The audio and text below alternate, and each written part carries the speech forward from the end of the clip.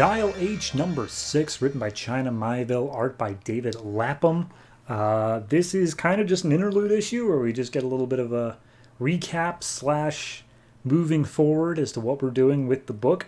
And the entire premise is that Nelson and Manto, I forget her actual name, I think it's Roxy, I could be wrong. Anyway, Nelson's used the dial to turn into a hero. They're sharing the dial in like a custody agreement sort of way. Each of them have a strict back and forth in turns. And Nelson just happened to roll into Chief Mighty Arrow, which is a super duper racist stereotype of like Native Americans. And basically Manto's telling him like, you're not going out like that. Like, yeah, sometimes you roll a dud. You're not going out like that. And he's like, oh, come on. What if there's like a terrorist threat? He's like, yeah, no, if people's lives are in danger and you're literally the only one who could save them, by all means, go on out and save them. But like, you're not just going out to patrol like that. And he's like, psh, why not? I am a mighty big heap of trouble for them. It's like, big heap of trouble. Do you hear yourself, man? It's like, yeah, okay, that was pretty bad. This is a little bit racist.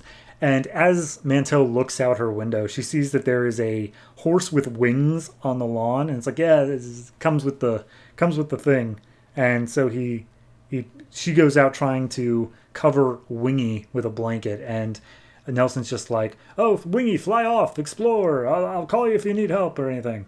And Wingy just goes off, I guess. We never actually get to see Wingy in that situation. But then, Roxy, she's like, look, here's the thing. I used to keep photos of all of my old ones, and I have this dossier that I call the Refusnik dossier, which is just, these are the worst. These are the ones that if I ever rolled into, I would just sit at home until it wore out, and then I'd do something else, because they are genuinely just too bad. And some of the names we get here are Dr. Cloaca and Kid Torture. So, yeah, not the best.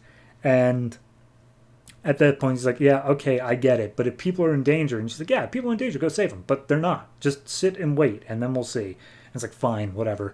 So he just sits there watching the news, trying to figure out if there's anything he can do. And over the course of this, they just keep on going back and forth talking. And he's asking Roxy if she can make him a sandwich or whatever. And he's like, yeah, don't get used to that. Like, you know just how to push your luck. And Roxy explains, I wear a costume not only for the purpose of like my own identity or whatever like that, but so that when I roll into some of these iffier ones, like I can still go out. I can still do something. I don't have to worry about looking racist. And apparently recently she rolled into one called Electro Cutie, which was like a scantily clad woman with electric powers. And it's just like, yeah, I put on the outfit for that one because it's worth it.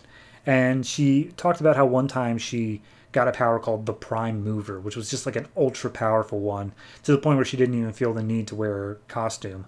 But then afterwards, her memories were all scrambled. She spent too much time in there and she managed to, get a bit mixed up in the head, which is something that decided like, yeah, no, I always need to be wearing Manto.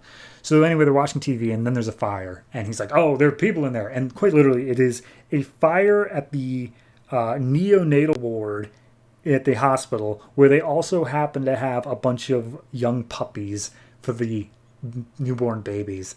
And so he's about to rush out, but it turns out it was a news report from like an hour ago. So everything's fine. He doesn't need to run out.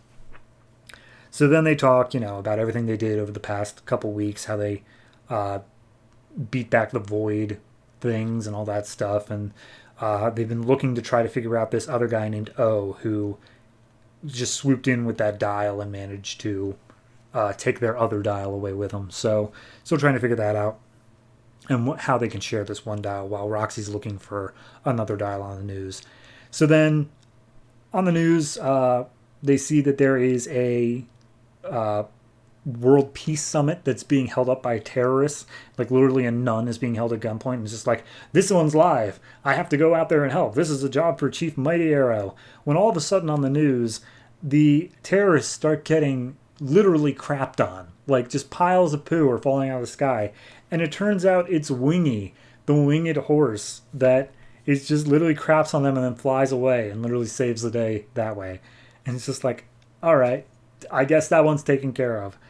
So at that point, Nelson starts to doze off a little bit, and he immediately shoots two because apparently falling asleep while you are dialed into a hero is like a mental super no-no, because you'll be having the dreams of these heroes, and some of them have seen some real messed up stuff, so it really gets to you. So yeah, anyway, they're just talking about, again, when they dialed in, they didn't see anybody on the line, but they know there was that shadow from before, that thing that was waiting for them that they saw during their last fight. So they're still trying to figure that out. But then finally, giant fight starts up on the news. They see this robot's attacking them. Nelson's like, come on, police, you can do this, you can do it. And they're just no match for it. And it's like, all right, this is it. It's finally my time. I'm finally... I have to go out there. People are getting hurt, regardless of if it's PC or not. And as he's about to step out, his dial wears off, and he turns back into Nelson. And at that point, Roxy picks him. She's like, you remember, it's each of us get one turn back and forth. We had a strict rule about that. I'm sorry you struck out, but rules are rules.